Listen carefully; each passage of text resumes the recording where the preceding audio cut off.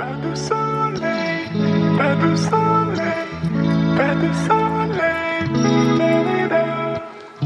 Pas de soleil, pas de soleil, pas de soleil, da-da-da. Eu me chamo Joana, tenho 29 anos, sou designer e moro em São Paulo. Todo dia, às 7h10, eu pegava o mesmo trem na linha 9 Esmeralda, em direção ao escritório onde trabalhava. Minha rotina era cronometrada, um café rápido, mochila nos ombros, fones no ouvido e o trajeto lotado até a estação Berrini. Era assim há anos, sem grandes surpresas, até aquela manhã chuvosa de novembro.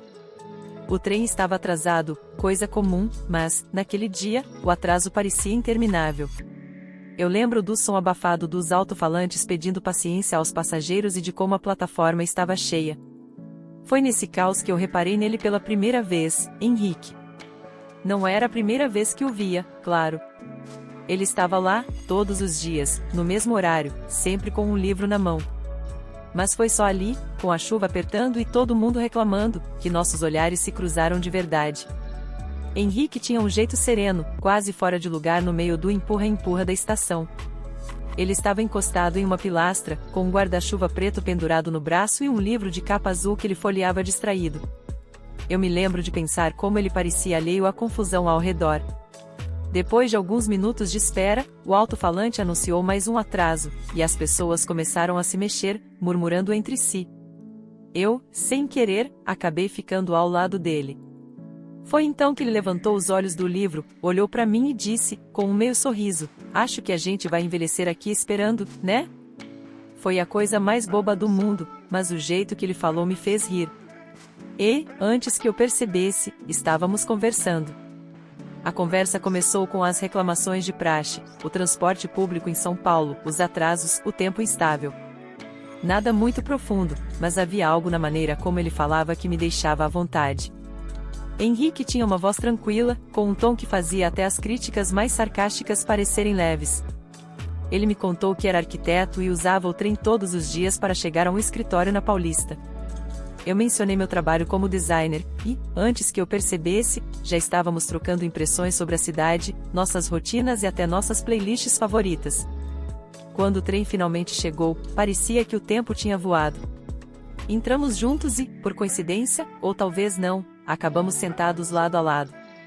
Passei o resto do trajeto reparando nos detalhes dele, a barba bem feita, o jeito como ele franzia a testa quando pensava. Quando a estação dele chegou, ele se despediu com um até amanhã que soou como uma promessa. No dia seguinte, eu admito que fui para a estação com uma expectativa incomum. Será que ele estaria lá? Será que me reconheceria? A plataforma estava lotada como sempre, mas, mesmo assim, eu o vi de longe. Ele segurava o mesmo livro, agora com o marcador quase no final, e, quando nossos olhares se cruzaram, ele sorriu. Sem dizer nada, ficou ao meu lado, e começamos a conversar como se fosse a coisa mais natural do mundo. Naquele dia, o trem veio no horário, mas parecia que o trajeto tinha encolhido. Quando ele desceu na estação dele, senti uma pontada de decepção, mas logo me consolei com a ideia de que haveria outros amanhãs. Os dias passaram, e nossa rotina matinal se transformou. Henrique e eu começamos a procurar um pelo outro no meio da multidão. Se algum de nós chegava antes, esperava no mesmo lugar, perto da pilastra onde tudo começou. Nossa conversa logo ultrapassou os tópicos óbvios. Ele me contava sobre os projetos ambiciosos que estava desenvolvendo, enquanto eu compartilhava as peripécias dos meus clientes mais exigentes. O mais engraçado era que, mesmo sem querer, acabávamos rindo das mesmas coisas. Ele tinha um humor irônico, mas nunca pesado, e eu comecei a perceber que esperava ansiosamente por aqueles minutos juntos, como se fossem a parte mais leve do meu dia. Quando ele descia na estação, eu sempre ficava com uma sensação estranha, como se o vagão perdesse um pouco do brilho. Um dia, o trem parou no meio do caminho, sem aviso. Ficamos presos entre duas estações por quase 40 minutos. O ar dentro do vagão estava abafado, e as pessoas começaram a reclamar, mas Henrique apenas olhou para mim e disse, acho que é a deixa para continuar nossa conversa. Ele falou sobre um parque que adorava visitar para escapar do caos da cidade. Não sei porquê, mas me senti à vontade para admitir que eu passava meus finais de semana em casa, maratonando séries para fugir do mundo. Ele riu e me disse que eu precisava de ar fresco e me convidou, ali mesmo, para conhecer o tal parque com ele. A proposta era tão espontânea que aceitei na hora, sem pensar duas vezes. Saí daquele vagão com um sorriso que me acompanhou até o final do dia. No domingo seguinte, lá estava eu, na entrada do parque que ele tinha mencionado, me perguntando se não tinha sido impulsiva demais. Henrique chegou pontualmente, com aquele mesmo sorriso tranquilo, carregando uma mochila nas costas. Ele tirou dela um par de garrafinhas de água e uma barra de chocolate, dizendo que eram essenciais para grandes aventuras. Passamos a tarde caminhando por trilhas cercadas de árvores altas, o cheiro de terra molhada no ar depois de uma garoa fina. Conversamos sobre tudo, nossos sonhos de infância, as viagens que queríamos fazer, as coisas que amávamos e odiávamos na cidade. Ele tinha um jeito de ouvir que fazia até os meus comentários mais bobos parecerem interessantes. A certa altura, paramos em um mirante improvisado com vista para o lago, e ele me olhou como se estivesse prestando atenção em algo que ninguém mais podia ver. Você devia sorrir mais assim, sabia? Ele disse, e eu corei, fingindo que não ouvi. Depois daquele dia, as coisas mudaram de vez. Nossos encontros no trem continuavam, mas agora havia algo diferente no ar. Era como se tivéssemos passado de passageiros casuais para algo mais próximo, mais íntimo. Um dia, ele sugeriu um jantar despretensioso, e eu aceitei. Fomos a uma cantina escondida na Vila Mariana, dessas que só os moradores de longa data conhecem. As paredes eram cobertas de fotografias antigas, e o cheiro de manjericão fresco enchia o lugar. Entre pratos de massa e copos de vinho, descobri que ele tinha uma paixão quase infantil por filmes antigos e que eu tinha uma habilidade especial para imitar vozes engraçadas, algo que ele achou hilário. Saímos de lá rindo como dois adolescentes, caminhando sem pressa pelas ruas vazias até a estação de metrô mais próxima. Depois daquele jantar, Henrique e eu parecíamos inseparáveis. Mesmo com nossas agendas cheias, arranjávamos tempo para nos ver, seja para um café rápido depois do trabalho ou para longas caminhadas sem rumo nos finais de semana. Eu comecei a reparar nos pequenos gestos dele, como o jeito que ele dobrava as mangas da camisa até o cotovelo ou como sempre carregava um livro, mesmo que não tivesse tempo para abrir. Ele parecia atento a tudo, aos meus gostos, ao que me fazia rir, até as músicas que eu murmurava sem perceber. E eu também comecei a me pegar fazendo coisas que normalmente não faria, como cozinhar uma receita complicada só porque ele mencionou que adorava comida tailandesa. Apesar disso, nem tudo era perfeito. Havia momentos de incerteza, como se a bolha que criamos pudesse estourar a qualquer momento.